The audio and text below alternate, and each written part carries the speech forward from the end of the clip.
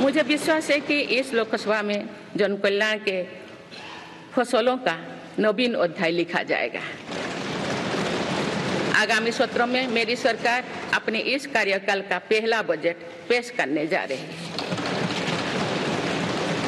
ये बजट सरकार की दूरगामी नीतियों और फ्यूचरिस्टिक विजन का एक प्रभावी दस्तावेज होगा।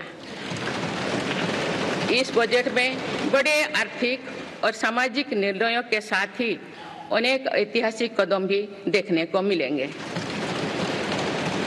भारत के तेज विकास की जन आकांक्षाओं का पूरा करने के लिए रिफॉर्म्स की गति अब और तेज की जाएगी। मेरी सरकार का मत है कि दुनिया भर में निवेशकों को आकर्षित करने के लिए राज्यों में स्वस्थ स्पर्धा हो। यही कॉम्पिटिटिव कोऑपरेटिव फेडरलिज्म की सच्ची स्पिरिट है। राज्यों के विकास से देश का विकास, इसी भावना के साथ हम आगे बढ़ते रहेंगे। माननीय सदस्यगण, रिफॉर्म, परफॉर्म और ट्रांसफॉर्म के संकल्प ने आज भारत को दुनिया की सबसे तेजी से बढ़ने वाली अर्थव्यवस्था बना दिया है। 10 साल में भारत 11वें नंबर की अर्थव्यवस्था से ऊपर उठकर 5वें नंबर पर पहुंचा है।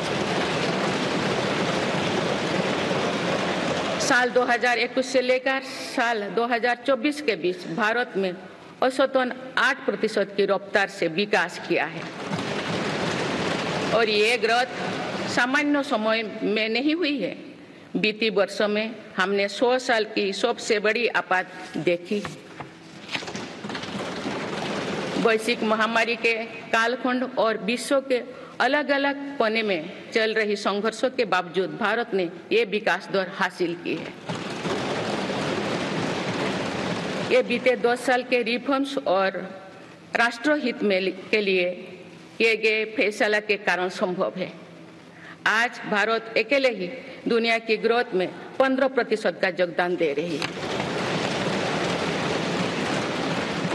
अब मेरी सरकार भारत को विश्व की 3रे नंबर की इकोनॉमी बनाने में जुटी हुई है।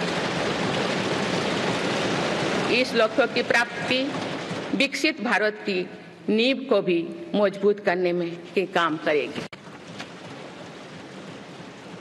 माननीय सदस्यगण, मेरी सरकार अर्थव्यवस्था के 3 स्तंभ मैन्युफैक्चरिंग, सर्विसेज और एग्रीकल्चर को बराबर महत्व दे रही है। PLI स्कीम्स और ईज ऑफ डूइंग बिजनेस से बड़े पैमाने पर निवेश और रोजगार के अवसर बढ़ रही है। पारंपरिक सेक्टर्स के साथ साथ सनराइज सेक्टर्स को भी मिशन मोड पर बढ़ावा दिया जा रहा है। चाहे सेमीकंडक्टर हो या सोलर हो, चाहे इलेक्ट्रिक व्हीकल हो या इलेक्ट्रॉनिक्स गुड्स हो, चाहे ग्रीन हाइड्रोजन हो या बैटरीज हो, चाहे एयरक्राफ्ट कैरियर्स हो या फाइटर जेट्स हो, भारत इन सब सेक्टर्स में अपना विस्तार कर रहा है। लॉजिस्टिक्स कॉस्ट को कम करने के लिए भी मेरी सरकार लगातार प्रयास कर रही है। सरकार सर्विस सेक्टर को भी मजबूत करने में जुटे हैं। आज IT से लेकर टूरिज्म तक, हेल्थ से लेकर वेलनेस तक हर सेक्टर में भारत लीडर बन रहा है और इससे बड़ी संख्या में रोजगार और स्वरोजगार के नए मौके बन रहे हैं। माननीय सदस्यगण, पिछले 10 वर्षों में मेरी सरकार द्वारा ग्रामीण अर्थव्यवस्था के हर पहलू पर बहुत जोर दिया गया है। गांव में कृषि आधारित उद्योगों, डेयरी और फिशरीज आधारित उद्योगों का विस्तार किया जा रहा है। इसमें भी सहकारिता को प्राथमिकता दी गई है। सरकार किसानों उत्पाद संघ, FPO और FACTS जैसे सरकारी संगठनों का एक बड़ा नेटवर्क बना रही है। छोटे किसानों की बड़ी समस्या भंडारण से जुड़े होती है, इसलिए मेरी सरकार ने सहकारिता क्षेत्र में दुनिया की सबसे बड़ी भंडारण योजना पर काम शुरू कर चुकी है। किसान अपने छोटे खर्चे पूरे करने के लिए इसके लिए PM किसान सम्मान निधि के तहत उन्हें 3,20,000 करोड़ रुपये से ज्यादा राशि दे सकते। मेरी सरकार के नए कार्यकाल के शुरुआत दिनों से ही किसानों को 20,000 करोड़ रुपया से अधिक की राशि ट्रांसफर की जा चुकी है। सरकार ने खरीफ फसलों के लिए एमएसपी में भी रिकॉर्ड वृद्धि की है। माननीय सदस्यगण, आज का भारत अपनी वर्तमान जरूरतों को ध्यान में रखते हुए अपनी कृषि व्यवस्था में बदलाव कर रहा है। हम ज़्यादा से ज़्यादा आत्मनिर्भर हो और ज़्यादा से ज़्यादा निर्यात से किसानों की आमदनी बढ़े, इस सोच के साथ नीतियाँ बनाई गई है, निर्णय लिए गए हैं। जैसे भारत दलहन और तिलहन में दूसरे देशों पर निर्भरता कम करने के लिए देश के किसानों को हर संभव मदद दे रहे हैं। ग्लोबल मार्केट में किस तरह के फूड प्रोडक्ट की डिमांड ज़्यादा है, इसके आधार पर नई रणनीति बनाई जा रही है।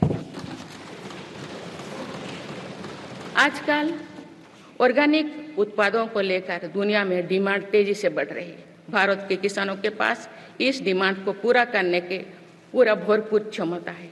इसलिए सरकार प्राकृतिक खेती और इससे जुड़ी उत्पादों की सप्लाई चेन को सशक्त कर रही है।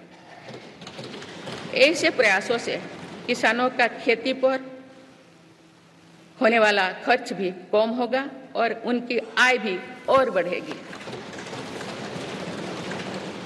माननीय सदस्यगण, आज का भारत दुनिया की चुनौतियां बढ़ाने के लिए नहीं बल्कि दुनिया को समाधान देने के लिए माना जाता है।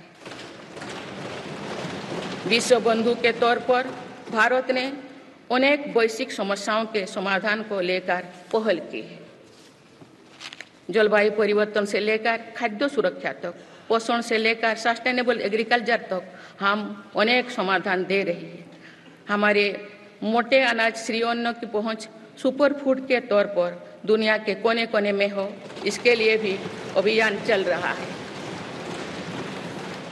भारत की पहल पर पूरी दुनिया ने वर्ष 2023 में इंटरनेशनल मिलेट्स ईयर मनाया है। आपने देखा है, हाल ही में पूरी दुनिया ने अंतर्राष्ट्रीय योग दिवस भी मनाया है। भारत की इस महान परंपरा की प्रतिष्ठा विश्व में लगातार बढ़ रही है। योग और आयुष को बढ़ावा देकर भारत एक स्वस्थ विश्व के निर्माण में मदद कर रही है। मेरी सरकार ने रिन्यूएबल एनर्जी क्षमता भी कई गुना बढ़ाई है। हम जलवायु से जुड़े लक्ष्यों को निर्धारित समय से पहले प्राप्त करने की दिशा दिखा रहा है। नेट जीरो के लिए आज भारत के प्रयास कई दूसरे देशों को प्रेरित कर रहे हैं। इंटरनेशनल सोलर अलायंस जैसे पहल पर आज रिकॉर्ड संख्या में दुनिया के देश हमारे साथ जुड़े हैं। माननीय सदस्यगण, आने वाला समय ग्रीन एरा यानी हरित युग का है। मेरी सरकार इसके लिए भी हर जरूरी कदम उठा रही है।